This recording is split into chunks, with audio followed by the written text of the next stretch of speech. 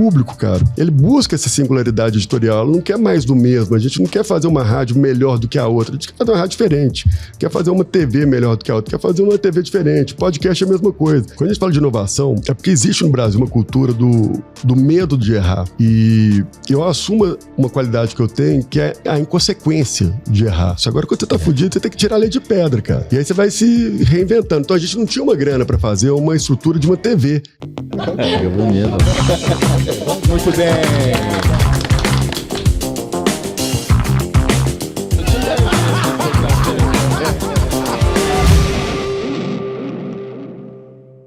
Bom dia, boa tarde, boa noite, sejam muito bem-vindos a mais um episódio do podcast, o seu podcast de negócios na vida real.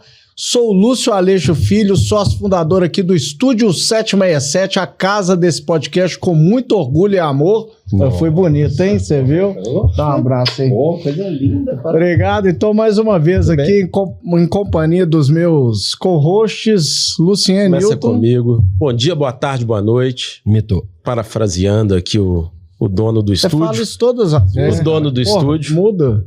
Quem fala isso todas as vezes é você, meu filho. Então tá, Antônio também. Bom dia. Mentira, não vou fazer isso não. Beleza. Fala, galera, Antônio Bortoleto aqui. Hoje nós não vamos falar da gente não, que nós estamos com um convidado fora da curva. Não tem uma pessoa nesse mercado, Lúcio, que já trabalhou no grupo da 98 e que não fala do Rodrigo bem. Quer dizer, que não fala do Rodrigo mal. Não conheço ninguém que fale mal do Rodrigo. Ninguém. Ah, não, vai ter gente sim. Não, mas aqui a gente faz um negócio. Quem Cara, fala entra mal dos na- nossos entra negócios, na- a gente entra- apaga essa conversa. A gente ri, mas a gente manda num grupo Não, mas inteiro. não, Eu ia fazer isso hoje, eu não ia falar mal de mim mesmo. Mas, cara, mas ultimamente a gente tá deixando. A gente tá né, deixando cara? pra ver, A pauta mas- quebrando. Mas, Rodrigão, todo mundo que eu conheço, eu conheci muita gente que trabalhou contigo. Várias pessoas, Leandro, a turma toda. Já conheci muita gente que trabalhou, que passou por lá, Pedro, e enfim. Né? E todo mundo só fala bem, velho, da sua A gente se energia. diverte, cara. A gente todo mundo vai trabalhar, a gente lá vai fazer bagunça. Vamos começar já Acaba botando dando pra certo. cima? Vamos começar Já botando fala pra quem que é o cima? Rodrigo aí, já vamos. Fala quem que é o convidado. O cara tá lendo a tag lá, o timeline. Eu atrapalhei, eu puxei a palavra antes. Não, eu te dei a palavra. Deixa eu ler aqui, que é coisa demais pra ler, velho. Eu vou ter que ler porque é foda. Rodrigo Carneiro é empresário, comunicador e sócio do Grupo Bel, idealizador da transformação da Rádio 98 em uma das principais redes multiplataforma do país, com presença em mais de 400 municípios mineiros e audiência estimada em mais de 7 milhões de pessoas, consolidando sua trajetória como referência em mídia regional de impacto nacional, atuando em outras áreas com sua agência de inovação Jax, com projetos voltados para a inteligência artificial, vamos falar, hein, velho, e plataformas financeiras estruturadas com tecnologia de blockchain. Uau! Bem-vindo, irmão. Obrigado pelo velho. seu tempo, obrigado por você estar aqui, viu, velho? Prazerzaço participar desse bate-papo. Nem sabia que você gravava fora da 98. Cara, agora, depois que me mandaram embora do programa, eu só tô tendo essa oportunidade. Esse é o único lugar que você consegue gravar. Eu fui demitido, cara, do meu próprio programa. Acho que eu sou a única pessoa que se demitiu. Assim, Velho, né? Como é que isso pode acontecer? Me explica aí. Não aconteceu, não. cara. Foi ele que se demitiu. Ou o Paulo. Ou foi o Paulo. Eu acho que eu exagerei. Então acaba que as pessoas falam. É uma Prepare-se, meia-culpa, assim. que Faz hoje parte, vai faz ter parte. exagero. Velho, a melhor propaganda que eu já vi da 98 era uma que aparecia o Paulo, que é o jornalista lá, Isso. acho que mais antigo da casa, acho que o Paulo é o É mais o mais antigo. antigo dos seres humanos da face Ele é da muito Terra. velho, é verdade. Eu lembro dele no Aconchego da Serra 30 anos atrás, bêbado na E ele já Serra. era velho naquela época. Muito velho. E eu era pequeno, então eu olhava pra ele e falava assim, nossa, ele é tipo meu avô. Mentira, Paulo. Aí o Paulo fala alguma coisa assim na propaganda, brincando assim, falou assim, qual carne que você mais gosta de churrasco? Ele é carneiro. O ambiente no O qual clima é ninguém muito bom, né, respeita o velho? chefe, tá entendendo? Assim, eu sou Lá é o muito mais legal. cancelado de todos lá naquela emissora. São quantos anos de 98? Cara, 98, 56 anos. 56 anos. 56, não, foi 2000, 56 anos, cara. 56 Com anos. seu pai. O meu pai em 69, no Dia dos Namorados. Nossa, Coisa mas- boa. Foi escolhido A dedo, né? Não, porque, cara, 98 desde criança. Sim, Né? a gente é desde... 98 e Itatiaia estão ali, isso aí. fizeram parte da... As duas, né? As duas. É, a Itatiaia é um pouco mais antiga, mas ela começou no AM. A 98 foi a primeira do FM estéreo, assim, da América Latina. Isso aí foi o feito do meu pai. Todo mundo fica achando que, pô, legal pra caramba que ele fez o FM. Na verdade, ele queria fazer rádio sonorização ambiente, porque não existia receptor de FM. E ele fazia o som ambiente levando fio em cima de poste para poder chegar no consultório do dentista. Pra ter uma música lá e tal? Igual a TV a cabo. Igual a TV a cabo há anos atrás. TV a cabo do rádio. É, isso aí. Ele falou, cara, não quero mais subir em poste nem fudendo. Aí achou uma tecnologia lá nos Estados Unidos que era FM. Falou, pô, vou levar isso pro Brasil porque eu consigo gerar um sinal com um receptor de FM com a qualidade muito melhor de som. A questão é que a FM precisa de um equipamento muito mais potente do que o AM, não é isso? Total, muito. Porque o AM, na verdade, ele é mais forte e vai mais longe, cara. A AM tem AM que ele é transcontinental. A AM é transcontinental? É muito mais forte. É muito mais forte. É a onda de frequência. Mais ou menos assim, eu não sei tecnicamente explicando, vou falar de uma forma mais... Pra gente burra como eu, vai. Não, por isso que eu não vou saber explicar bem. Eu só sei da forma rasa, né? Cara, eles têm sinal de celular. Você já reparou que à medida que o celular vai ficando, por exemplo, do 3G ao 5G, você precisa aumentar o número de antenas de... replicadores. Okay. O FM é a mesma coisa com a AM, cara. Se uma rádio AM, você consegue jogar ela longe pra caramba. O FM, você tem que estar alto, tem que ter uma potência para poder chegar numa amplitude adequada. E é muito mais caro o consumo de energia e tudo. Então, o FM ele tem essa característica. E o AM eu não sabia. Depois fui ver aquele filme Piratas do Rock. É um filme que eu indico para todo mundo, que é fantástico. Legal filme. Mesmo. Que mostra as rádios AM da Inglaterra, que elas eram literalmente transcontinentais, assim. Tem muito... Antônio, mas basicamente... Mas a qualidade você vê no passado... Não, você vê no passado, você escuta Itatiaia, você escutava no AM no onda 610, não era 610, certo? Isso. A qualidade... Na verdade, a AM já entra na 610. É porque a qualidade ela piora a qualidade, mas você consegue transmitir por muito mais... Ou seja, eu não preciso de um sinal tão forte igual a FM por causa da qualidade. Mas a FM, para você transmitir em qualidade de CD, música e tal, cara, tem que ser o FM. Aí você lembra na época... modulada e o AM eu esqueci o que é meu pai vai me xingar agora. É onda curta e onda... São ondas médias. É isso mesmo. Mas isso, aquela época. Hoje... Cara, hoje a tecnologia do FM, ele se manteve. Existe aí agora um FM digital com a qualidade melhor. Você coloca as mesas que a gente usa hoje na 98, elas não são mais analógicas. Você põe um equipamento hoje que você consegue chegar muito próximo da qualidade de CD, ter mais brilho e tudo mais. Mas assim, cara, o som do FM, ele vai ser sempre limitado porque ele é um gerador de frequência. É diferente você ter um equipamento na sua casa para você ter um peso, um brilho e tal, mas a gente tenta chegar ao máximo possível. Você tem nos Estados Unidos por satélite, né? Que é digital, a Sirius. Mas essa aí não importa, chega qualquer coisa, para qualquer lugar aí são pacotes digitais que você recebe no seu... E você paga, mensal. Bem legal. Foi até eu comecei a escutar... Peraí, desculpa. Howard Stern. Eu não entendi. O Howard Stern foi muito famoso nos Estados Unidos. Eu pago aqui pra ouvir de lá, por exemplo. Aqui no Brasil não tem, você não tem um pacote. Mas o Howard Stern foi, cara... o cara tem um filme dele, ele é um daqueles jurados do American Idol, né? Aquele cabeludão assim. E ele tinha um programa de rádio que, pra mim, ele foi um dos primeiros podcasts. Eu me inspirei 100% nele pra fazer essa nova 98 de 2009 pra cá, que é o Talk Show. Cara, o Howard é do caralho. É um negócio muito legal, uma história assim, é o besterol da época da rádio lá. Tem uma entrevista dele com o David Letterman, naquelas entrevistas que o David Letterman fez quando ele aposentou, acho que pra Netflix, cara, que é antológica, assim, você vê que... Ele tem um filme do Howard Stern, que quem é o ator do filme do Howard Stern é ele mesmo. Pra você ter ideia. Legal, cara. É muito legal, um filme hollywoodiano, vale a pena ver, pra você ver a história dele. Zero politicamente correto. Cara, incrível, uma pessoa mas ele é muito inteligente. Seria cancelado no Brasil, assim, no Brasil, minutos, fácil. Meu sonho era ter um cara desse. Cara, ele pegava as mulheres lá no show e fazia sei lá... competição de qual delas solta o peito mais alto. O campeonato do micropênis. Faz umas coisas. Escatologia. Antônio gostou. O dia eu passei mal. Ele trouxe um gago, cara. Mas gago não é um gago normal, é um gago profissional. Gago faixa preta terceiro dan. Aquele cara que você vê que ele engata, sabe aquela... Travou mesmo, não vai. Cara, e aí ele colocou, tipo, naquele negócio de perguntas e respostas e tal. E ele colocou um amigo dele pra competir com o Gago, o Super Gago. Cara, na hora que o Gago foi dar a primeira resposta, cara, a galera começou a derreter de rir, que o Gago não conseguia sair. Aí a segunda vez, o Gago ganha, acerta a pergunta e tal.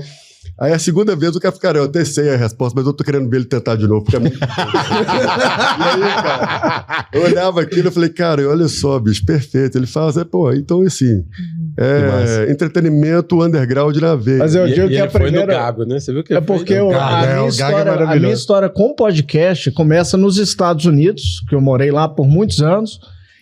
E quando eu tinha o primeiro iPod, quando lançou o iPod, o podcast veio disso, né? Tinha uma rodelinha lá que aparecia podcast. O que é isso? Um dos primeiros que eu baixei pra escutar no iPod foi um do Howard Stern. Ah, legal. Que eu baixei lá na época, isso foi 2005, cara. 2004, 2005. Não foi do Gago. Não foi do Gago. Cara, eu escutava o Howard Stern. Vale muito a pena, gente. Quem tá assistindo a gente agora, lógico, depois de nos assistir, coloca aí no YouTube pra você ver alguns capítulos. Ele com a Carmen Elétrica, cara. Eu não posso falar o que ele faz com ela aqui, mas é assim... Sinistro. É surreal. É surreal. É bem legal, mas legal, cara. Você falando que você tá se espelhando no conteúdo. Não, essa irreverência a gente vê no 98. Total. Né? Cara, na 98 ela foi até... Fugindo um pouco essa coisa, a gente foi criar o conceito dela em 2009. A minha escola foi MTV, né, cara? Então a MTV foi assim... Você trabalhou... Já é o que rompeu a barreira, né? E eu tive um professor que era o Jimmy Leroy, que era o cara que daqui de BH, da Weng, fez designer lá. Ele tinha... A gente brinca que ele nunca pertenceu à caixa, para ele falar que ele pensava fora da caixa. Ele nasceu fora da caixa. E ele... Eu lembro que ele virou uma vez, a gente fazia alguns programas para MTV, eu tinha que ir para São Paulo para ele aprovar o formato e tudo. Aí ele me levou um dia, a gente tava tomando uma assim, um terraço assim, da MTV lá, e falou, Rodrigo, deixa eu te falar um negócio. Não vem aqui nunca mais para apresentar um formato para mim, para eu poder aprovar um formato seu. Vamos criar uma regra a partir de agora. Se você criar um formato de um programa para MTV e se olhar para esse formato e falar, eu poderia passar esse programa na Globo? Talvez. Eu poderia passar esse programa na Record? Talvez. No SBT? Talvez. Se talvez você poderia passar numas emissoras dessas, é porque ele não serve para MTV de jeito nenhum. Então, já cara, não tá MTV aprovado. Tem que ser um negócio tão singular que ele tem que ser tão estranho para os outros lugares que você não enxerga ele em outro ambiente que não seja aqui dentro. E isso ficou na minha cabeça de uma forma muito clara. Então, quando a gente foi desenhar o formato da 98, tanto que vem Ricardo Amado, aqueles programas todos que são o próprio Grafite, com essa remodelação que o Dudu mesmo, que é o pai da criança, traz junto com ele essa bagagem, e os outros programas, o próprio 98 Futebol Clube, a gente olhava, cara, falava, cara, o que não poderia ter nunca em outra emissora e que faz total sentido pra gente? Porque eu acho que o público, cara, ele busca essa singularidade editorial, não quer mais do mesmo, a gente não quer fazer uma rádio melhor do que a outra, a gente quer fazer uma rádio diferente, quer fazer uma TV melhor do que a outra, quer fazer uma TV diferente, podcast é a mesma coisa.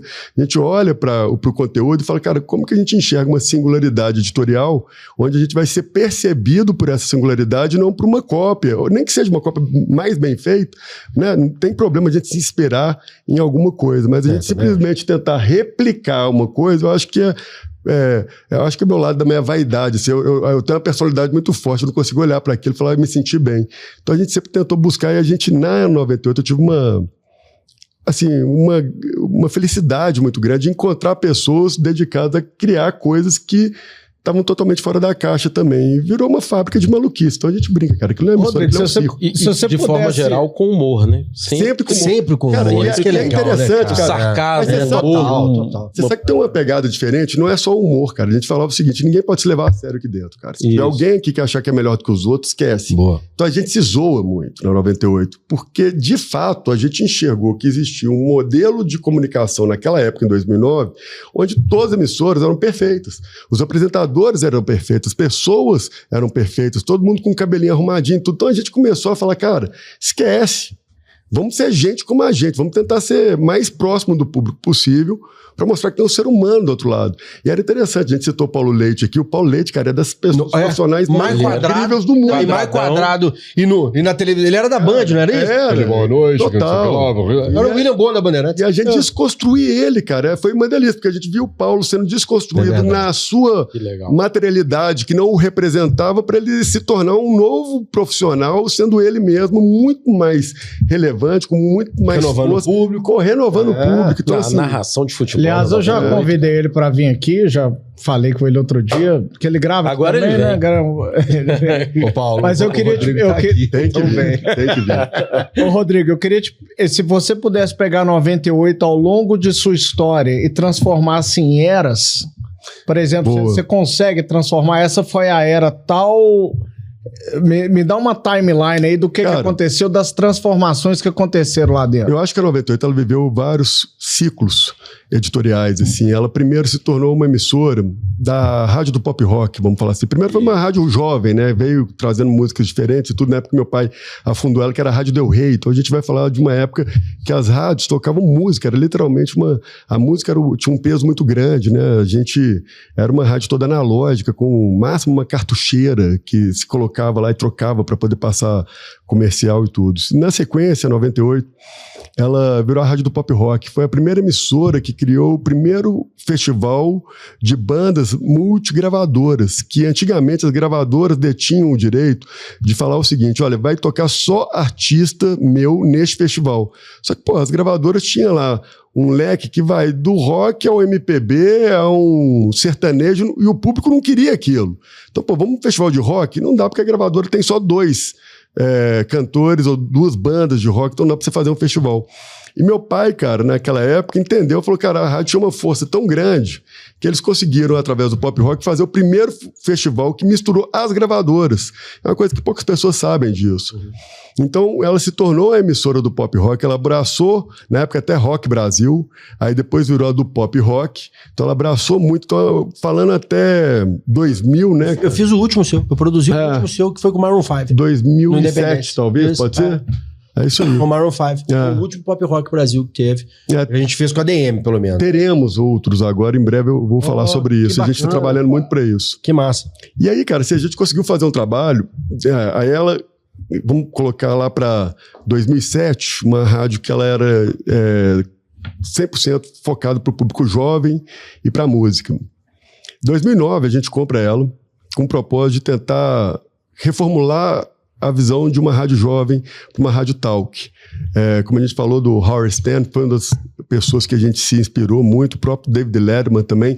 As pessoas não sabem, os maiores apresentadores de TV do Brasil e do mundo, eles vieram do rádio, de talk radio. O próprio programa do Jô é um programa inspirado em talk radio.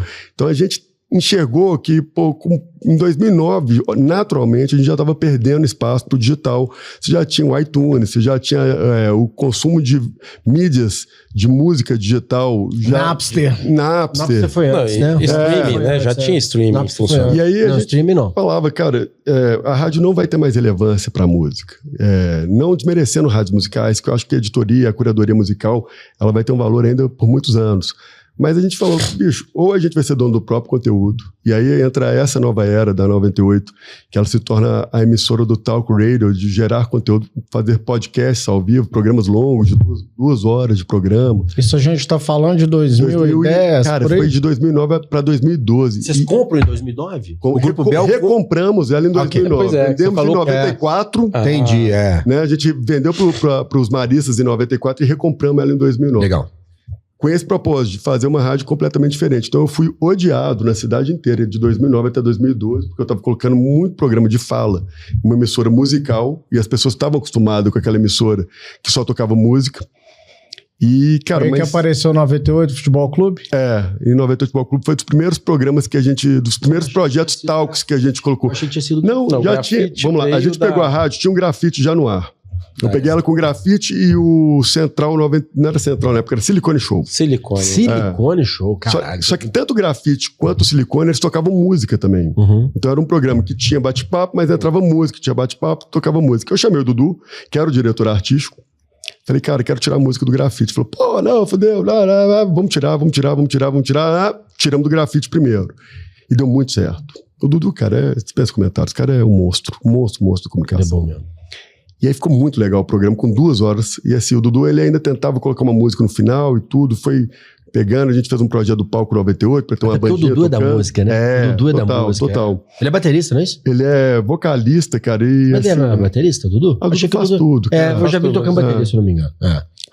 Easy Riders. Easy Rider, isso aí. Cabeludão. Conheci o Dudu, eu tinha 7 anos de idade, colocando farinha no cabelo dele na Rádio Terra. Muito bom, cara.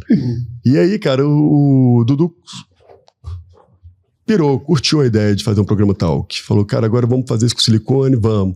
E a gente trouxe o pessoal do 98 Futebol Clube, que foi, se não me engano, a terceira tentativa daquele grupo do 98 Futebol Clube de fazer um programa na rádio, só que sempre deu errado no passado.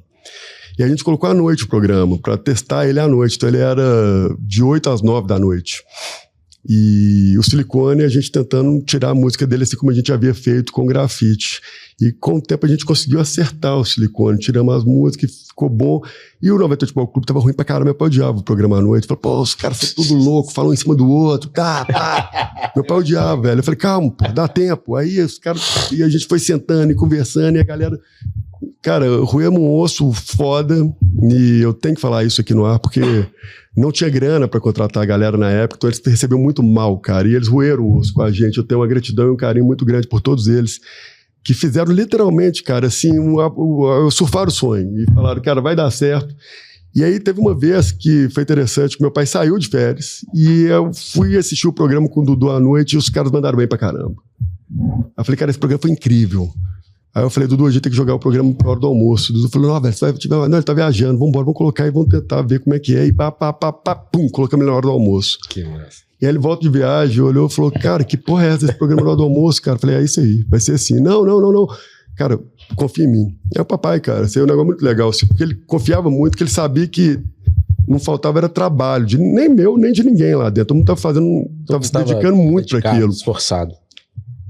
E foi um sucesso, cara. A turma do 98 Futebol Clube, bicho, são irmãos meus hoje. A turma, eu tenho um carinho pelos que estavam na época, tanto o Baú, o Mário, os que estão até hoje, Gilbert, o Igor, o Adroaldo, cara, o Milton, o Guilherme, pô, são Marquinhos Baiano, pessoas que, cara, eles me ajudaram a fazer isso, a construir esse circo da 98, porque ele acabou sendo uma referência tão legal que várias pessoas vieram nos buscar depois trazendo ideias de projeto. Isso aí a gente começou a ver, bicho, um casting riquíssimo. Aí chega Cristiano Junqueira, que é um monstro do humor, é um ser humano que tem uma capacidade de adaptação e criatividade surreal. O próprio Bruno, na época do Ricardo Amado, trouxemos aí o Diego também, que era o Mulano, que fazia a produção também, que era um cara muito legal, criativo pra caramba, ficou muito tempo com a gente, ajudou muito a consolidar esse formato do 98 Futebol Clube. Então eu acho que quando eu olho para essas eras da 98, uma coisa que eu sinto, cara, é que a gente sempre, na nossa família, soubemos valorizar essa turma e ouvir eles, e a gente teve muita sorte de ter gente muito boa do nosso lado, e dar a eles a oportunidade deles brilharem também e darem aí a sua contribuição para cada etapa da 98, como hoje está virando uma nova, a gente virou lá na 98 agora recentemente uma nova estrutura editorial de gestão de executivos. A família saiu da área executiva, a gente está hoje no conselho e temos executivos cuidando de tudo. A gente tem o Jonas cuidando do artístico, o Luiz Fernando do jornalismo, a gente tem uma turma muito legal cuidando do digital, a gente tem o Simões cuidando do comercial, e a gente, como família agora, a gente no conselho, a gente fica mais na parte estratégica. E é legal, porque aí Qual que é a era agora? Cara, eu acho que ela é profissionalizar mais e tirar um pouco daquilo que tem de ruim da empresa familiar. Preservando o que tem de bom. A 98 sempre vai ser uma família, sempre vai ter a relação com os donos. A gente tem essa troca com todos os funcionários, com todos os colaboradores, mas a gente enxergou que precisava, para crescer mais agora com a 98 News, a gente dá um passo para trás na parte executiva e deixar com que os executivos assumissem algumas responsabilidades, nos tornando mais estratégicos. Assim. Então você e seu irmão saíram Saímos da operação e estamos hoje no conselho. Legal. Eu acho que é até positivo, sabia? Eu também acho. Eu acho que foi no momento certo. Mas é engraçado, eu ouvindo o Rodrigo falar da era, e aí eu tento trazer para os dias de hoje como é que são as coisas, né? Em 2009, eles recompraram a rádio para poder fazer dela um movimento que agora que um monte de gente está fazendo. Porque se você for ver, o que eles fizeram na 98, na devida proporção, ou na mesma proporção, não sei, é o que o Cazé faz com a TV. É incrível isso, porque... É numa era diferente. Não, porque o Cazé, ele é a disrupção da TV. E eles foram a disrupção do rádio. Né? Você concorda? E hoje então, a gente olha pro Cazé... e fala assim, pô, legal, né? Pô, e é das ajudei. pessoas, é a maior referência que existe hoje. Mas vocês ajudaram também a chegar nisso, porque a disrupção, ela veio lá atrás. Foi numa época, essa época de mudança, uma época, se você lembrar bem, que veio o Pânico na TV. Cara, é interessante você falar isso. O Pânico, ele entrou depois da gente. Depois colocou, olha foi 2014, só, mais ou menos. a gente conseguiu fazer o streaming, a primeira vez que a gente conseguiu colocar um streaming ao vivo na 98, foi em 2015, o YouTube tinha acabado de lançar o primeiro live stream dele, que foi o show do YouTube. A gente falou que ia fazer o streaming sem ter nem a tecnologia do streaming. A gente conseguiu isso de uma forma bizarra. É surreal o dia que a gente conseguiu colocar o streaming no ar. Na época, o único que fazia streaming era o Twitter, que tinha aquele Twitch Cam. Isso mesmo. Twitch Cam. E aí, cara, assim, quando a gente conseguiu colocar no ar, foi muito louco, porque deu muita coisa errada. Deu quase tudo errado. E foi uma responsabilidade absurda. Mas, cara, putz... Agora, foi numa época também do CQC, que foi disruptivo para a TV. O CQC foi bem disruptivo. Na verdade, ele foi para televisão. O que a gente está falando foi de uma mudança de streaming. De streaming. Eu não fui para TV quando eu de rádio para aparecer, né? É isso aí. Eu fui pro streaming em 2015 e ninguém estava no streaming em 2015. O streaming ele começou a funcionar muito bem. 2016, 2017, você já tinha algumas coisas. Acho que 2018 que pegou, consolidou. Mas muito por causa da TV. Cara, muito por causa da TV. Então o Pânico já tava na TV, aí chamava pra rádio de segunda a sexta. Isso aí. Foi isso aí. Mas eu concordo com isso aí. Mas pra você ver, isso aí, quantos anos depois pra fundamentar um processo? Eu acho que é essa visão. E aí, Rodrigo, eu sei que você não gosta de elogio, mas vou te elogiar, o problema é seu. Mas eu não reconheço isso, porque foi uma galera tão grande que às vezes as pessoas colocam esse e-mail, eu fico sem graça. Não é por colocar em você, porque de fato, velho, e aqui só tem empreendedor nessa mesa. Tem que ter pai. Se não tiver ninguém falando assim... Tem que ter um maluco. Tem que ter um maluco pra permitir os meninos chegar lá e falar assim, a casa é de vocês, faça o que vocês quiserem aí. Porque você falar faz o que vocês quiserem aí, porque vocês acreditou nos meninos, os meninos têm sua qualidade, sem dúvida. Mas eu acho que essa sua pegada da inovação, e tudo seu é inovação, porque, voltando ao que eu falei no início, todo mundo trabalhou comigo, o Rodrigo, sempre que eles falam assim, o Rodrigo é um dos caras mais inovadores que eu já trabalhei. Por quê? Porque não tem projeto morto com ele. Você entrega um projeto ruim, sai de lá e ele tá bom. Porque ele vai dar uma mexida aqui, etc. Todo mundo sempre fala isso. Então eu acho que essa pegada, velho, eu acho que você tem que... Eu entendo a sua humildade e muito zelo, e acho bonito a sua humildade. Mas eu acho que você tem que botar na sua conta que é o seguinte, tem que ter pai, a inovação. Mas você sabe que eu uso uma percepção, assim, um pouco... Eu acho mais realista, que é o seguinte, cara. Quando a gente fala de inovação, é porque existe no Brasil uma cultura do medo de errar. E... eu assumo uma qualidade que eu tenho, que é a inconsequência de errar. Eu não tenho esse medo no sentido de não me arriscar, porque, cara, eu acho que eu sou a pessoa que mais me critica pessoalmente, então, assim, eu não fico muito preocupado com a crítica do outro. Eu não estou falando isso de uma forma arrogante, prepotente, nem querendo ser... pudico no sentido de falar, cara, porque de fato eu acho muito legal a gente ter a coragem de fazer algo foda, diferente, e o fato da gente estar colocando a cara a tapa, de estar com uma galera do seu lado, fazendo a mesma coisa, já é o suficiente pra gente se orgulhar, dando certo ou errado. Porque se a gente for levar em consideração que tudo que a gente for fazer, a gente tem que ter muita segurança, dificilmente você vai fazer algo diferente. Dificilmente você vai surpreender alguém. E aí, cara, você vai e arrisca e coloca a cara a tapa. Eu falo com maior tranquilidade, eu errei muito mais do que eu acertei na 98, mas assim, de uma forma bizarra. Teve coisas que eu errei na 98. Para começar o orçamento do projeto da live, quando o meu irmão me chamou a primeira vez para falar, eu falei que ia custar 400 mil reais, custou 1 milhão e 400, ele queria me matar. Assim, ele conseguiu conversar comigo 2 meses. Ele surtou completamente. Cara, o irmão dele é pouco dos números, sabe? Não, ele é 100%. No Bruno é uma planilha de Excel, forma de ser humano, eu sou no máximo um paintbrush. Paintbrush. Cara, assim, não é nem um Photoshop, eu sou nem elaborado. Nem tão elaborado. Você vê a geração cara, aí. E eu fico, assim, eu ficava com pena do Bruno, que ele surtava, que ele falava, caralho, pô, e agora? E agora? Como é que a gente vai ganhar dinheiro com isso? Eu falei, eu não faço a menor ideia, eu não sabia nem quanto que ia custar, como é que eu vou saber como é que ganha dinheiro? E no final, cara, deu muito certo, porque eu achava que de verdade as pessoas iam querer ver os outros na frente do computador na época, assistir uma rádio era uma coisa muito legal, e foi interessante, cara, que a gente criou o slogan antes de conseguir conceber a tecnologia. A gente falava, pô, 98 vai ser a primeira primeira rádio a romper a barreira do som. Eu achei tão legal essa frase que eu falei, cara, eu tenho que fazer isso agora, porque eu preciso usar esse slogan. Então, era uma coisa meio de maluco mesmo. Então, no final, você tem que ser maluco, mas você não adianta ser maluco sozinho, que é horrível. Quando você é maluco sozinho, porque todo mundo te critica. Você tem que trazer os malucos juntos pra fazer um bolo, pra todo mundo começar a duvidar se vocês são malucos mesmo, ou se de fato estão pensando em algo diferente. E, cara, a gente chegou lá no 90, a gente brinca que lá é a casa do Caps, cara. Só tem gente louca pensando fora da caixa, sem medo de errar, porque entende que essa filosofia levou a gente onde a gente está hoje e com esse espírito de inovação. Aí sim entra a inovação, porque inovar, cara, é nada mais, nada menos que você fazer uma coisa que não existe, né? Mas é o que você faz desde 2009, velho. Por conta dessa cultura que a gente criou, assim, cara. Pode errar, não tem receio, ninguém aqui vai ser cancelado, ninguém aqui é demitido. Acho que eu nunca demiti ninguém na 98, porque a pessoa fez merda, cara. É louco, eu não posso falar isso, desculpa, no ar. Não, vai começar a ter... Não pode falar merda no ar. Não fale merda no ar. Pessoal, quando fala merda, não fala merda, não fala merda no ar. Deixa eu explicar. O algoritmo foi lá pra baixo. Tomamos shadow. Eu queria dizer você que tá assistindo o episódio todo em casa, que a hora que fala merda, o Instagram não entrega. Ai, foda. Como esse corte não vai pro Instagram, uma merda. Que merda.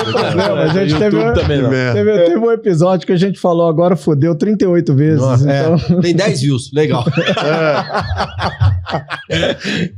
velho. Mas ô, Rodrigo, mas é interessante que quando eu montei o estúdio, primeiros equipamentos de podcast que eu comprei para montar o estúdio foi mais ou menos 2015. Quando eu cheguei lá em casa e falei, eu vou montar um estúdio de podcast, falei com minha mãe, com meu pai, vai fazer um estúdio de quê? De pod o quê? Então você vai falar, a gente criamos o estúdio, foi pelo meu conhecimento, primeiro estúdio de podcast comercial do Brasil. Que legal. Com vídeo e tudo mais. A gente entrou muito em ser estúdio e não em criar conteúdo, mas é bem legal ter esse sentimento assim de... Cara, esse friozinho na barriga, cara, de fazer alguma coisa diferente, eu acho que ela não tem preço, assim. Isso foi uma cultura que a gente foi colocando dentro da 98. Primeiro porque não tinha dinheiro. Porque você fazer coisa legal com dinheiro é fácil. Agora, quando você tá fudido, você tem que tirar a lei de pedra, cara. E aí você vai se reinventando. Então, a gente não tinha uma grana para fazer uma estrutura de uma TV. Eu tinha conhecimento que era uma TV. Minha escola foi a MTV, cara. Então, assim, é muito caro, né? É bem caro. Comparado com rádio, TV é muito caro. Então, a gente criou, cara. Aí tivemos também parceiros na área de tecnologia. Incrível. Pessoas que estavam lá dentro de casa. Que, cara, a gente chegava, batia na parede. E aí a gente olhava para o problema e tinha que achar um caminho para poder percorrer que pudesse nos dar aí uma solução inovadora ou criativa ou uma gambiarra. E a gente fez a primeira transmissão da 98 com todas as gambiarras possíveis e imagináveis. A gente teve 110 invasões hackers, cara. Eles derrubaram a gente. A gente vai ficar escutando para poder sacanear. Não, e foi legal que no dia que a gente estreou, que a gente teve esse ataque absurdo, cara. O meu técnico, ele entrou, a gente lançou no grafite, na hora que entrou no intervalo, o técnico entrou no estúdio chorando, cara, desesperado, que assim, a galera é muito envolvida emocionalmente, cara, e o cara tava desesperado, falou, Rodrigo, você não tem noção, eu tive mais de 110 ataques, eu falei, Daniel, cara, eu não fazia nem ideia que teriam 110 pessoas assistindo, se tem 110 tentando derrubar a gente, cara, eu já tô feliz pra caramba, cara, não posso ter problema nenhum. Então, assim, no final, cara, assim, o sentimento é muito legal, e também o sentimento de quando dá errado e a gente consegue uma solução, eu acho muito bacana, porque, né, cara, é a hora que você vê o sentimento de equipe, de time, da galera pensando 24 horas por dia no mesmo problema. A gente criou lá na época, faltando uma semana para lançar, a Warzone, que era uma sala que a gente tem de reunião, cara, a gente colocou todos os computadores em cima de uma mesa e, cara, a gente ficou, sei lá, teve dia que a gente ficou quase 20 horas dentro dessa sala, saía pra dormir alguma coisa, porque, cara, tinha muito problema que ia acontecendo de última hora. Mas, assim, na hora que deu certo, cara, eu lembro da gente vir comemorar aqui nessa Savassi. Então, assim, sentar na mesa, olhar pra cara de todo mundo, um puta sentimento de, cara, o filho nasceu, sabe? É muito bom, cara, é muito bom. Eu fico imaginando a galera que tá em casa, muitas vezes, esse podcast agora tá sendo gravado. Sim. Hoje, as facilidades que a gente tem pra gravar um podcast, cara, mudou. Tem gente fazendo no telefone. Mudou bastante, né? Mas... Pra quem produz, quem faz ao vivo, cara, é outro bicho. É bruto. É outro bicho porque você não pode errar. E você não pode errar. E na hora que você começou, cara, não tem muito o que fazer. Mas, por de certa forma, com a cultura lá da 98, não tem problema mais suave. Não tem problema errar. Numa Globo que o cara não pode fazer ter tudo assim, travadão. mas não pode errar no sentido, Luciano. Eu tô aqui, Lá eu sinto que o clima é mais cabo leve. não pode soltar. O que ele tá falando assim, cabo não pode soltar. Não, eu, por exemplo, eu tô fazendo ao tecnicamente, vivo. Você trouxe o presidente para fazer um podcast ao vivo, 8 horas, segunda-feira, 8 horas. Cara, o presidente não vai voltar. Ele tá ali 8 horas, tem que acontecer e não tem outro jeito. Mas você sabe o que você tá falando, cara? Você começa a live ali, cara, deu pau no computador, você não pode reiniciar o computador, não tem o que fazer. E aí entra... Mas tem que ter redundância, tem que ter a segundo plano B, plano C, plano D. Mas você sabe que isso é interessante, você tá falando. Eu tenho uma recordação de um episódio que foi muito legal, porque deu tudo errado. E a gente perdeu um dos melhores projetos que a gente tinha, jogamos ele no lixo, com de cagada e preciosismo nosso. E aí foi um erro, assim, começou desse tamanhozinho e se transformou numa coisa que simplesmente jogou no lixo, um projeto incrível. Hoje eu posso falar porque já passou muito tempo. Na época do auge do Porta dos Fundos, a gente ia fazer um programa do Porta dos Fundos na 98 com o Tabet, e o Antônio Tabet. E, cara, a gente levou ele pra lá e a gente ia colocar o Milton Neves para ser entrevistado. Tô te falando de antes de 2018, assim, não existia esse live streaming, video call que a gente faz hoje, não existia nada disso, de tecnologia disso. Então, a gente ia colocar o Milton Neves no ar, conversando com a gente por vídeo. E, cara, a gente tinha vários caminhos para fazer isso, mandar um link para ele entrar na época você conseguia fazer pelo iPhone, já tinha uma qualidade ok pra gente conseguir colocar, só que a gente quis ser preciosista e fazer através do nosso próprio streaming. Aí a gente mandou um link para ele poder baixar o negócio celular dele. E era mais tarde, porque era um programa piloto que a gente queria gravar, mas queria gravar ele valendo ao vivo no ar. Outro preciosismo, que eu já me arrependo pra caralho. Não precisava nem fudendo. Cara, não precisava várias coisas, não precisava da gente ter feito, mas aí, cara, você vai ficando arrogante, prepotente, você vai se achando foda. E esse é o problema de quando você acerta pra caramba. Você acha que você é invencível, que nada vai atrapalhar. Tudo que você fizer vai dar certo. Ouro. Cara, transformar uma história longa e curta, cara. O Newton é de rua, desliga no telefone da nossa casa. Fala, cara, vocês são os merdos, pô. Eu amo ele tem uma relação maravilhosa com a gente. Mas o cara foi ficando muito puto, cara, de pijama na casa dele. Já era 10 horas da noite, o link não funcionava. E o Kibe lá fazendo, falei, velho, que humilhação que tá rolando aqui. Eu falei, cara, não faz uma ideia, deu tudo errado. E a gente perdeu, cara, uma oportunidade, já tinha um puta patrocínio, era uma puta grana. E deu tudo errado, a gente perdeu o negócio. Tum. Aí perdeu, cara, a equipe olhou pra mim e foi, cara, fudeu, Rodrigo, vai matar a gente. Porque, cara, era muito dinheiro. Era um projeto muito foda. A gente gastou muita grana pra fazer o piloto. A gente trouxe a galera de São Paulo pra cá, a gente do Rio pra cá, hotel, estrutura, tudo que puder imaginar. Tempo, né? Tempo dos caras e tal, e conexão, enfim. E aí, cara, eu tinha 2 caminhos. Eu pegava cada um da minha equipe, crucificava e acabava com eles, ou então eu mostrava pra eles o seguinte, cara, olha só, eu errei junto com vocês, vamos virar essa página agora, a gente não vai falar disso nunca mais, e a gente vai buscar um outro projeto tão foda quanto esse, mas esse agora tá sepultado e a gente vai transformar isso aqui num aprendizado. Então, lições aprendidas, eu quero que todo mundo escreva e me traga amanhã o que poderia ter feito diferente, aonde que as pessoas erraram e como que a gente poderia ter feito pra gente poder aprender e nunca mais acontecer isso aqui dentro. Deus, cara, foi foda. E assim, a dor de perder era igual. Não adiantava eu chegar lá e querer gritar, berrar, xingar, culpar.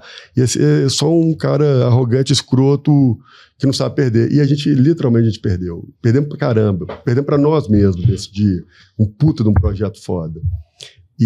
Mas, cara, foi tão legal que a sequência, bicho, que a gente virou foda. Naquilo que a gente errou, a gente acabou se especializando.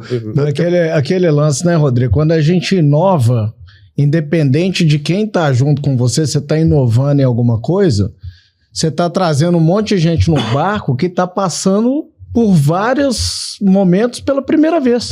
Total. A inovação é isso, cara. Naquele dia, todo mundo tava no mesmo barco, que era a primeira vez para todo mundo, que nunca a gente tinha feito isso. A gente nunca tinha conectado um cara à distância, levando um link para ele. Cara, a gente errou em todos. O cara era do senhor de idade, coitado.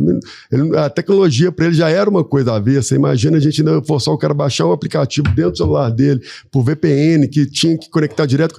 Cara, era tudo errado. Eu achei bacana que você falou um negócio que eu recebi ontem do meu pai. Ele mandou no WhatsApp, né? Meu pai não era política nem nada, porque já sai mandando tudo errado, né? Que o fundador da Mendes Júnior falando qual que é o maior erro que ele já cometeu, a maior lição que ele poderia passar para um empreendedor. Ele falou que é a gente ter muito cuidado com o sucesso. E você já foi falando, cara, o sucesso, a gente estava acertando tudo, estava dando tudo certo. E é isso que... arrogante, cara, é natural, é do ser humano. É a hora que você tá na alta que você dá uma baixa. Né? Diga lá o Gabigol, né? É isso aí. Diga lá o Gabigol. Boa, Gabigol, belo pênalti. E aí é um assunto que eu não posso comentar, eu tenho que ser neutro. Esse é o único que ele não pode falar. Eu não tô feliz por isso hoje. Mas é o único que ele não pode falar. Eu tô. Você tá, né? Eu posso. E a nação atleticana inteira. É isso aí. Cara, Rodrigão, deixa eu aproveitar aqui, porque é bacana te ouvir, porque a forma como você coloca de uma forma muito leve o peso de empreender. E é pesado, né, velho? A gente sabe que é pesado. No Brasil é praticamente esporte radical. Total, é radical pra caralho.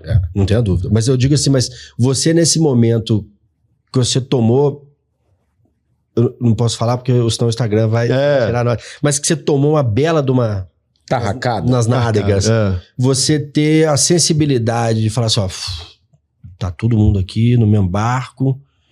Isso não é fácil não, velho. Não. Falar que não é fácil. E você falando, eu tentei pegar comigo. Falei assim, porque já aconteceu várias coisas ruins com todos os empreendedores. É normal, né? Todo mundo tá em casa, todo mundo tá nessa mesa, às vezes já tomou mais paulada do que troféu na estante, que é o normal. Se for ao contrário, tem alguma coisa errada. Mas eu fiquei me imaginando assim, quando que eu tive essa sensibilidade, foram poucas vezes. Porque às vezes a gente se deixa ser tomado pela emoção, né? Sim. Porque você investe uma grana fodida com patrocinador, que daí você deve ter uma relação extra aquele programa com outros programas, vinhetas de 30 e por aí vai, porque você já vende pro cara. Você ter essa sensibilidade não é um negócio muito simples. Eu acho que é isso também que diferencia o bom do mau empreendedor, saca? Eu acho que é importante falar isso, porque a nossa turma que nos ouve, Rodrigo, é mais empreendedor. Da área do franchise, muito por causa da gente aqui, que vem muito da área do franchise também. E a área do franchise, ela é a essência do empreendedorismo, mas a turma que ouve a gente tá querendo aprender também, e isso é uma bela de uma lição, sabe? Que você tem que ser um pouco mais humano também, não é só número. Porque os golpes vão vir. As porradas nós vamos tomar. Se você não souber tomar ela bonitinho, meu irmão, o que adianta? E eu vou te falar. Que vai valer a pena? Eu não nasci assim, obviamente. Essa experiência vai adquirindo ao longo do tempo. Eu sempre fui. Eu sou ariano, cara. Assim, tenho déficit de atenção nível hard. Então, assim, eu sou. Jura? Absurdamente. Eu tomo Vevance 70, cara. Pra você ter ideia. Eu acho que eu só tomo 70 porque só lançaram até os 70. Pode dar a mão aí. É bom, você toma um desse de manhã, um desse pra dormir. Isso aí. Toma pra dormir.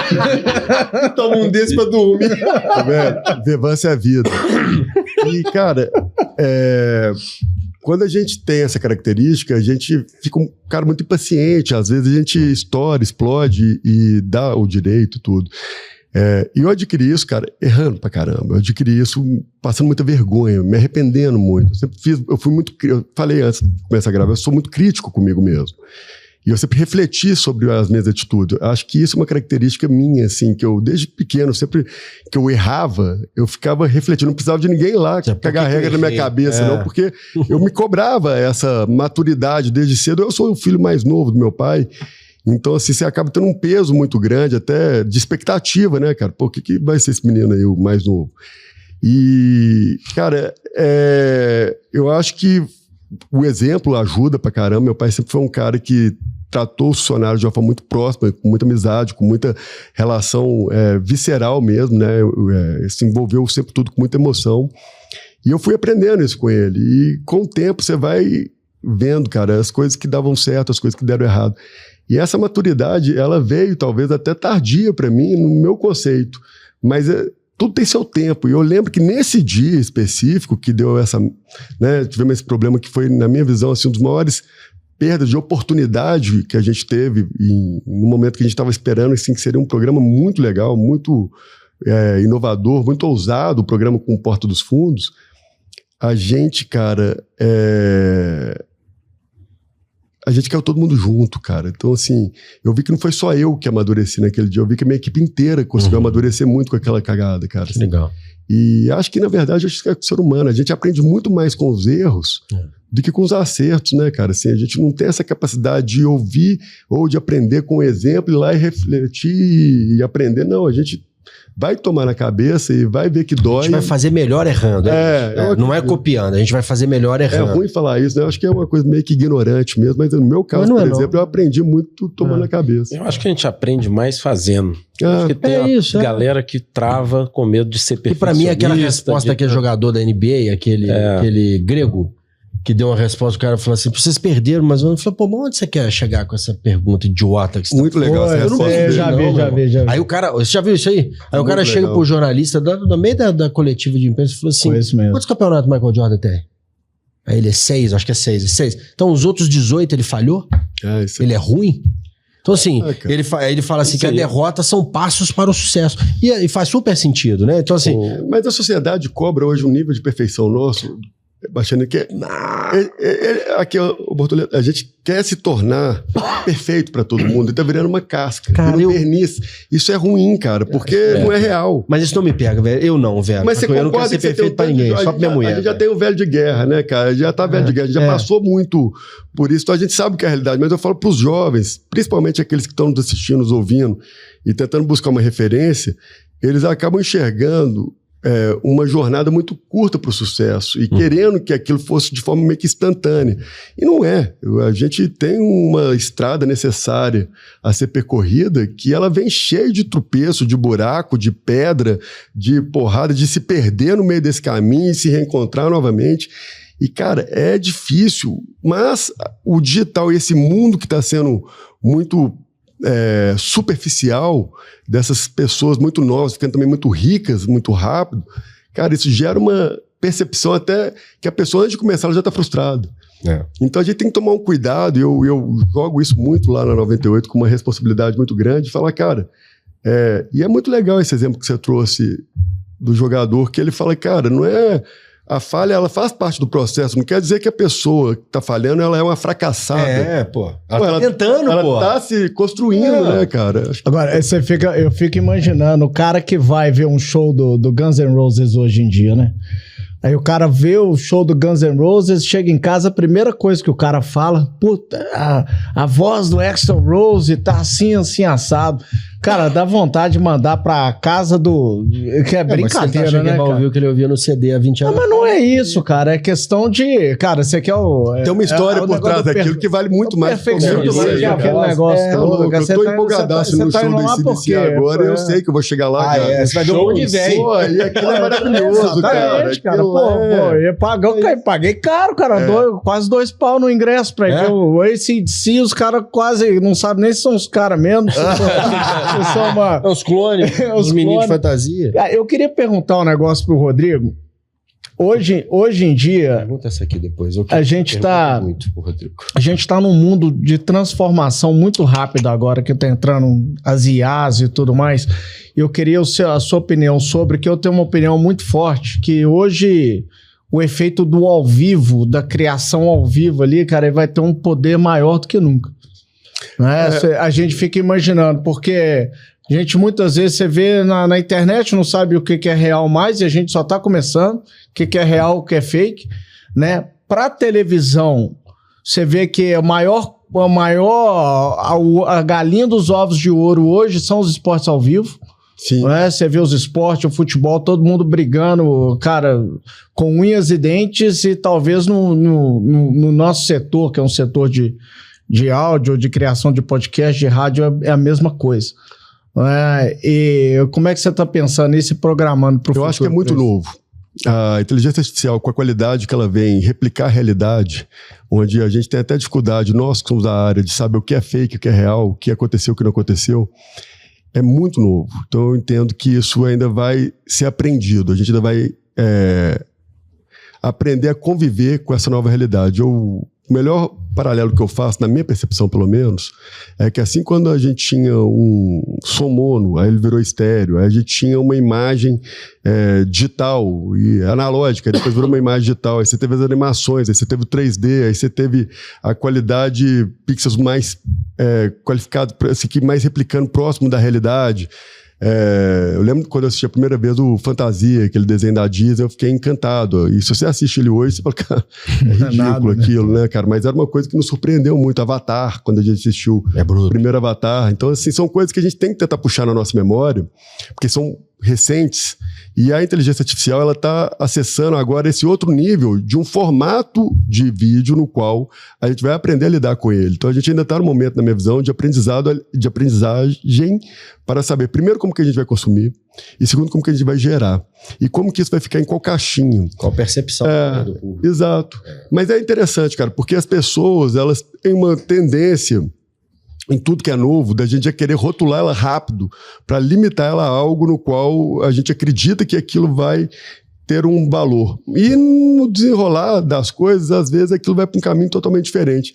Então, ao invés de eu ficar gerando uma expectativa, eu estou degustando de todas as formas. E assim, a gente é muito aberto lá dentro do grupo. Eu tenho a agência de inovação, que é a Ajax, que a gente já desenvolveu uma plataforma própria, um cérebro de inteligência artificial, que ela já tem autonomia para pensar por si só e fazer os cálculos de acordo com aquilo que a gente comanda. E a gente transformar essa plataforma numa plataforma mais agnóstica possível. Ao invés de tentar levar ela para um caminho ou para o outro, a gente está literalmente usando ela para poder aprender e ver todas as possibilidades que ela nos entrega. E ainda acho que a gente não chegou nem a 1% do que isso vai virar nos próximos 5 anos. Eu falo num sentido, Rodrigo, que a gente... Cara, a gente fica lá flipando em rede social, vendo uma entrevista, muitas vezes você sabe se o cara falou aquilo ou não falou e tudo mais. Então, ao vivo, ele vai ganhar uma força do tipo... Cara, eu tenho certeza que aquele cara tá falando aquilo porque ele tá ao vivo. Entendi. Mas você concorda que isso lá na frente pode ser manipulado também? Mas você pode ter um programa ao vivo feito por IA. Eu entendo que posso, mas aí vai entrar da autoridade que você tem, que não, esse cara realmente tá ao vivo, eu acho que tem que desenvolver uma tecnologia que nos difira aquilo que é real e aquilo que é produzido por inteligência artificial. Pra gente falar, isso aqui é produto de IA, porque vai ser impossível você ter essa... Vou te dar um exemplo. Eu já sou enganado várias vezes. Eu também.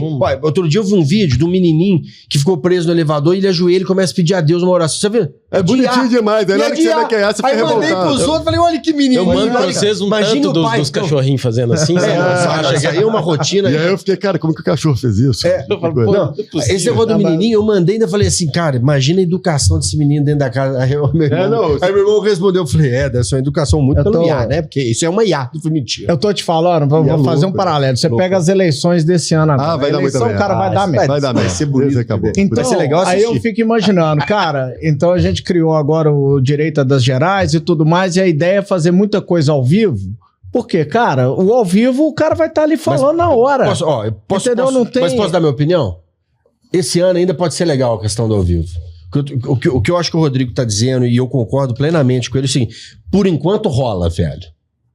Mas daqui a pouco não vai rolar mais não, porque vai ser difícil você... Por exemplo, vai poder ter um programa ao vivo feito por IA, sem problema algum. Entra um risco notícias reais. Mas olha que legal. Pode ter um terremoto no Japão, vem a IA mas aí vai entrar a autoridade da pessoa de entender que não, realmente isso é ao vivo. Não dá, velho. Se não tiver um sinal, não dá. Então seu Galo vai ser campeão todo ano, então vai fazer um jogo. Mas eu vou lá no estádio. Mas esse ano, pelo menos, a gente ganhou um campeonato. Foi mal. Calma, Gabigol. O que eu tô dizendo, mas pelo menos você vai ao estádio.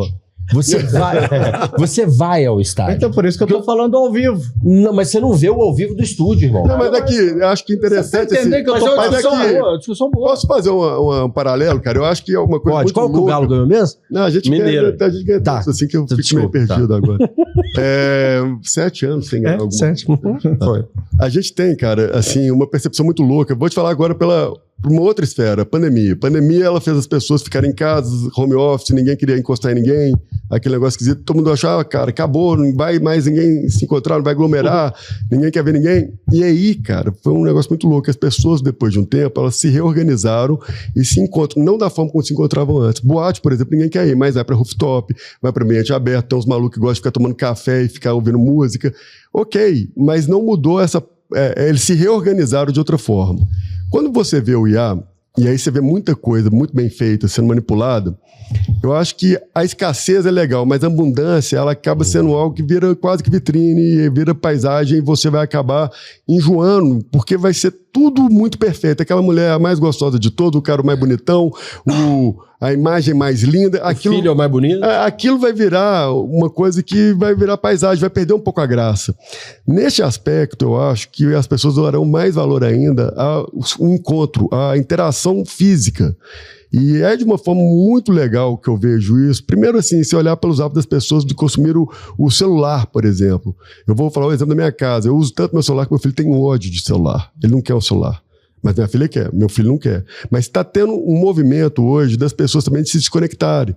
Então, eu acho que a gente vive ciclos de consumo, de tudo e de interação e culturais que a gente... Cara, o foda é que é tão rápido tudo que às vezes não dá tempo nem da gente acostumar com algo que aquilo já passou. Mas eu acredito que vai mudar um pouco essa cultura nossa e vai valorizar ainda mais essa interação física, das pessoas olharem na cara do outro e interagir de uma forma diferente do que é hoje. Porque, de fato, o que é hoje, na minha visão, não tem como dar certo. Porque as pessoas estão ficando cada vez mais frias, cada vez mais distantes, né? Tá ficando a impessoalidade. As pessoas não ligam mais, Rodrigo. As pessoas mandam WhatsApp. Você falou com o fulano, eu mandei uma mensagem pra ele. Eu falei, não, caralho, você ligou pra ela? Ele respondeu. Não, mas ele não respondeu. Ele vai ligar pra ele, velho. Ligar é coisa de gente velha. É coisa de gente velha, é. Foda. Eu falo aquela isso, técnica... liga não, manda mensagem. Você fala a técnica... Você é velho. É a técnica PPT, né? Não, pega a porra do telefone. Liga, pô. Mas é isso, mas esse distanciamento... Mas aqui, a gente tava falando... Eu não sei se eu acredito nisso ou se eu torço por isso, entendeu? Mas, eu tenho que ser sincero. Outro dia eu tava falando sobre isso, porque a gente tava discutindo, por isso que eu tava doido pra você fazer essa pergunta. Eu vou fazer, mas você não para de falar. Tem que falar dos patrocinadores também, que a gente não falou ainda. Nós vamos falar. O Rodrigo ali tá Rodrigão, continua pagando, eu vou falar já. Aí é o seguinte... O Rodrigo tem que ir pra confraternização da 98. Ele vai. É verdade, agora tá rolando. É verdade, eu esqueci. Eu tinha esquecido dela. E o remedinho? Tomou? Tomei, mas não adianta, essa hora já passou. Não, mas rápido, só pra... A gente tava falando sobre isso, que até para quem trabalha com televisão, até quem trabalha com notícia, as coisas já estão mudando. Por exemplo, se você pegar a Toda Poderosa lá e ver o conteúdo que ela solta hoje e com o Globoplay, o tanto que ela investe nele, aí o que eu disse? Não sei se faz sentido, tá? Você que é um cara da área, você vai me falar. O movimento que eu tô entendendo é o seguinte: canal aberto vai ser canal de esporte e notícia. Novela, filme, etc. Streaming. Por quê? Porque eu vou ver a novela a hora que eu quiser, eu vou ver o filme a hora que eu quiser, mas a notícia ela é real, é real time. E o esporte é ao vivo. Eu acho que tá indo pra esse movimento, assim... lançou essa semana, muito bem lançado, diga-se de passagem, muito bem aceito pelo público. A SBT News. Muito legal. Foi muito bem aceito. O Zezé de Camargo gostou Reverberou muito. bem, inclusive. O Zezé de Camargo lá gostou muito da SBT News, ele ficou muito contente. Procurem no YouTube, pessoal. Eu acho interessante. Então, assim, eu acho que tá vendo esse movimento que... O que vai ter na TV aberta? Esporte e notícia. O resto do conteúdo vai ter que ir pro streaming. É porque não precisa de estar no ao vivo. Exato, não precisa estar no ao vivo. Saca? Eu concordo. Você acha que faz eu sentido? Eu acho que a factualidade ela vai ter sempre seu espaço, porque as pessoas são ansiosas e cada dia mais, assim. Então elas precisam ser informadas em tempo real. Então essa factualidade que vem da notícia, que vem da informação, que vem do esporte em si, que ele tem começo, meio e fim pra, né, tem início. Um jogo de futebol, ele tem 90 minutos, acontece ali. Então isso, cara, vai ter sempre um valor pra dentro dessas plataformas, que também estão indo pro streaming. Se você for olhar o próprio Cazé TV, como foi muito bem citado aqui, ele deu um bypass na Globo, no formato de assumiu alguns campeonatos para dentro da plataforma deles, que é muito... Tanto é que a própria Globo tá mudando agora, fez o GE TV, para concorrer com o Cazé. É isso aí. Entendeu? E aí, cara, é uma questão até cultural, porque um nasce no digital, o outro se transforma em digital. Então é muito difícil para a Globo assumir uma linguagem no qual ela não nasceu dentro dela, ela está aprendendo essa linguagem. A Globo é um monstro de uma empresa, naturalmente ela vai conseguir. Ela vai aprender, vai ficar mais caro, mas vai aprender. É isso aí, é o custo de aprendizado, de evolução disso. E assim como foi para nós, assim, a gente gastou muito dinheiro para poder transformar 98 multiplataforma de forma muito errada, da forma como a gente acreditava que era o melhor caminho, a gente tentou errar o mínimo possível, mas naturalmente esses erros eles ocorrem. O que eu entendo, cara, é que essa cultura de consumo editorial, ela cada vez ela vai sofrer alterações muito rápidas. E o que eu acho mais interessante é que a gente está dando espaço para pessoas muito diferentes. Então, o leque de oportunidade hoje nesse meio, onde qualquer um se torna um grande comunicador, eu acho foda isso. Legal isso. Eu não enxergo de forma preconceituosa, de achar um cara que, a gente tem que dar valor para o ser humano. E o ser humano é um cara legal, interessante, esse cara tem toda a oportunidade de poder brilhar no ambiente onde ele vai ser relevante dentro daquele tema no qual ele domina. O que eu sou contrário, às vezes, é de uma pessoa que ela não tem o menor conhecimento sobre aquilo e quer se tornar especialista em algo. Isso é o que mais tem na internet hoje, né? Isso é um perigo. Então, a gente também saber filtrar, cara, de quem você vai consumir qual conteúdo, porque se você for olhar em todas as áreas, você tem um cara que é uma referência muito foda naquele conteúdo. Então, acho que o ser humano ele precisa só aprender a fazer melhor esse filtro, porque tem muito idiota tendo muita voz e que não deveria, e muita gente legal falando coisas muito incríveis, cara, e que às vezes eles estão lá escanteados. Mas eu entendo também que a própria inteligência artificial, toda a capacidade de algoritmo de nos trazer a informação de uma forma até mais bem editada e com mais qualidade, eu acredito muito que isso ainda vai mudar. A gente ainda vai ter muita gente boa aparecendo aí brevemente, com conteúdos incríveis. O Cazé é um bom exemplo disso, cara. Se você for pegar o Cazé e colocar ele dentro de um casting para uma TV, contratar ele da década de 90, esse cara não passava na primeira etapa. E hoje ele se tornou a maior autoridade de conteúdo, na minha visão. Ele é um cara que está dando aula de negócio, de comunicação. Cara, é o carisma que aquele cara consegue carregar dentro dele de forma genuína, né? Ele não foi feito dele ele não fez um curso, ele não é programado daquele jeito. Cara, é ele. da natureza. Então eu acho que indo para o seu caminho, quando você fala sobre as pessoas quererem consumir o conteúdo ao vivo, minha visão é as pessoas vão querer consumir conteúdos legítimos. É isso, onde isso que eu quero chegar, que o ao vivo ele legitimiza. Até hoje aqui, da onde ele começou. Eu acho que aquele bate-bola no YouTube. Ele colocou em palavras o que eu quis falar. É realmente para legitimizar o negócio, para trazer o negócio para ser real. É realmente o Antônio tá falando isso agora. Sim. E não o Antônio se transforma num personagem para poder representar algo no qual ele não é de fato. Então é aquela pessoa que tá lá falando aquilo. Isso eu acho muito legal. Que foi o início da MTV. Se vocês forem lembrar, os apresentadores da MTV, mas cara, a eram MTV, pessoas normais, né, cara? O que aconteceu com a MTV, que é bem legal, que de certa forma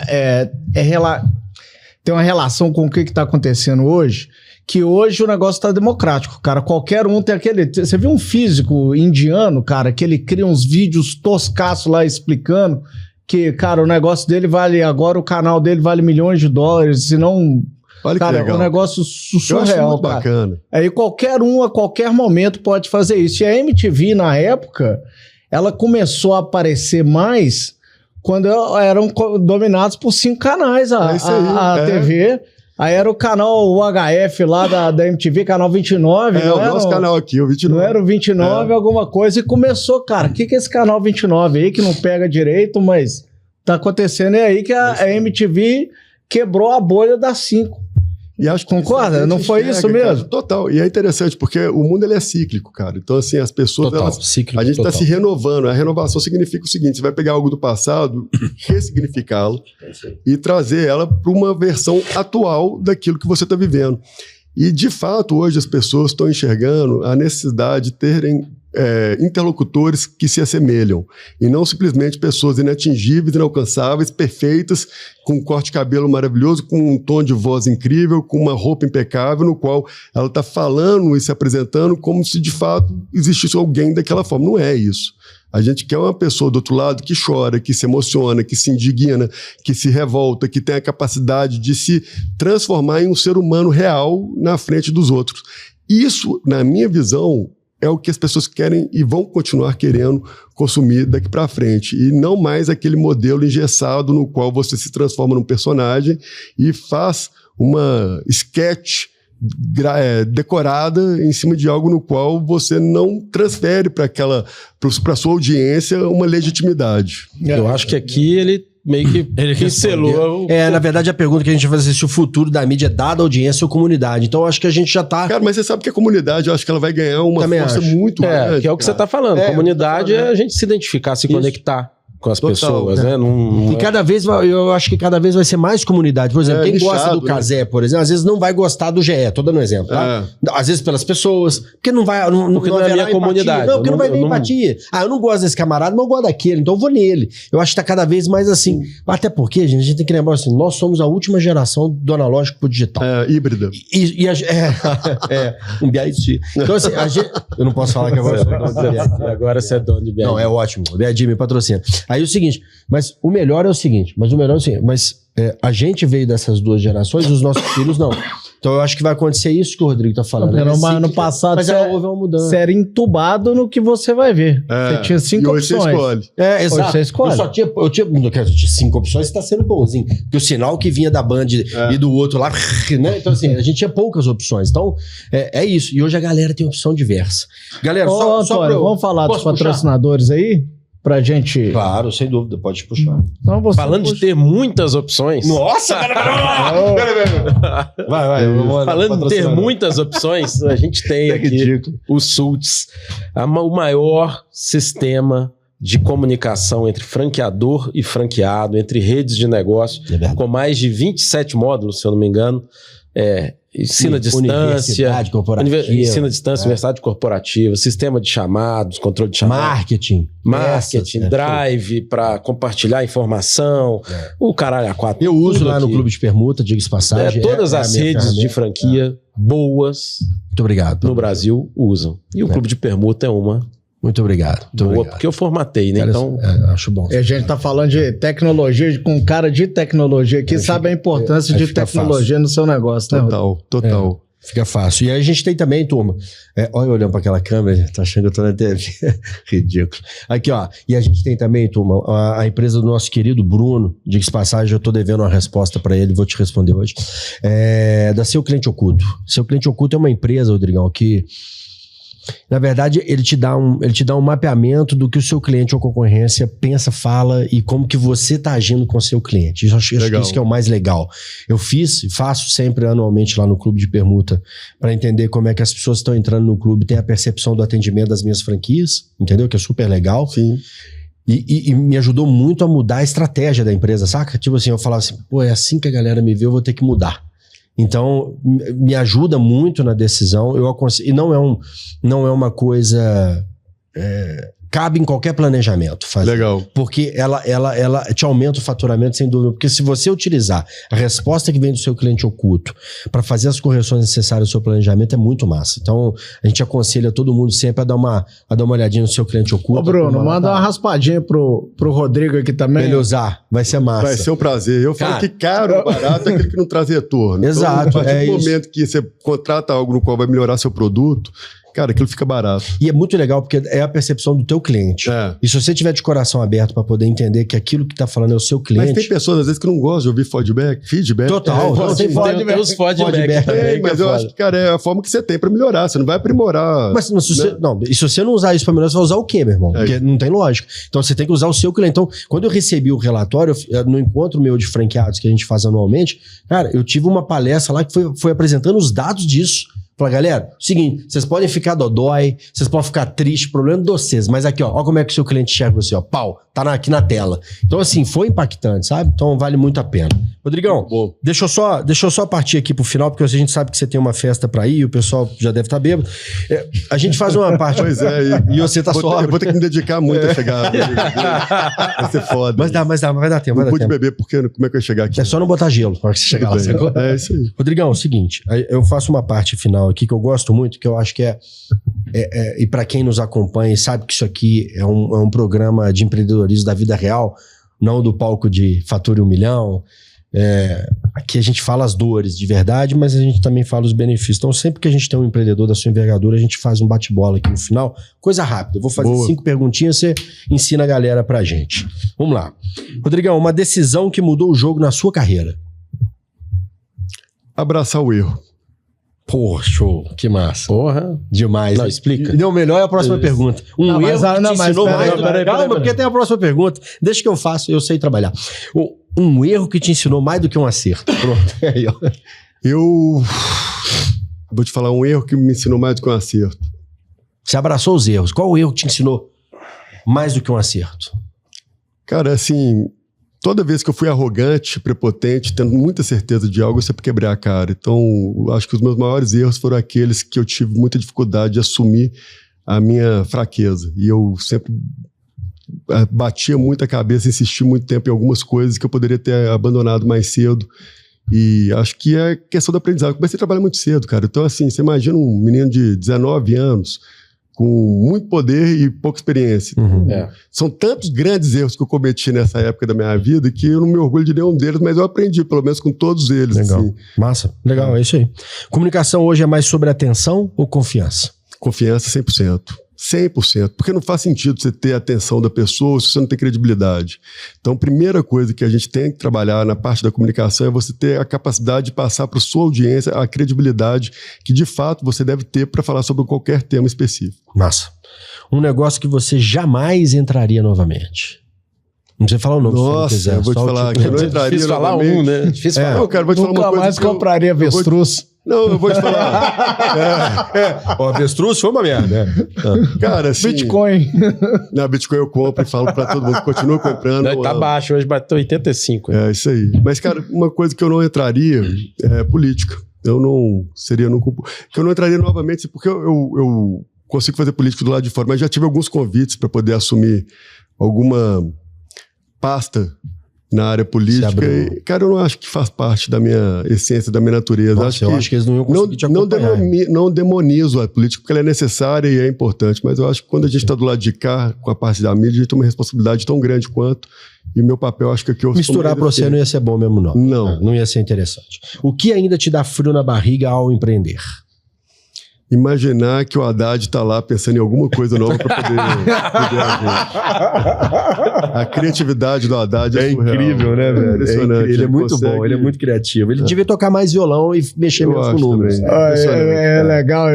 Você pega assim uns 10 discursos do Haddad como ministro e depois você pega 10 do Paulo Guedes, coloca lado a lado e escuta, Dá cara. até dó. É um negócio, Eu não posso, assim eu não posso que sofrer tanto. Eu acho que eu entro em depressão. é impressionante, cara. De um falando e do outro falando não tem... Mas é interessante, a gente fala isso, cara, e fica parecendo que é direita e esquerda. Cara, não é, porque é matemática, cara. É matemática. E é difícil. Acho que a única pauta que é difícil as pessoas discutirem, porque na matemática, cara, você mostra claramente que 2 mais 2 será 4 Eu sempre. falo isso o tempo inteiro. Que sabe qual é o bom da matemática? Que ela é exata. Exato. Não tem como eu botar um papo de vendedor, não tem como... Não, ela é exata, irmão. 2 mais 2 sempre será 4, nunca será 3. É isso E aí. pau na máquina. É isso. Mas esse assunto é delicado.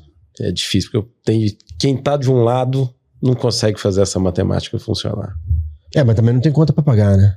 Os boletos estão do lado de cá, na maioria. É impressionante, porque tá cheio de empreendedor também. Cara, deixa eu te falar, um cara que empreende, paga boleto certinho, tudo. Pois é.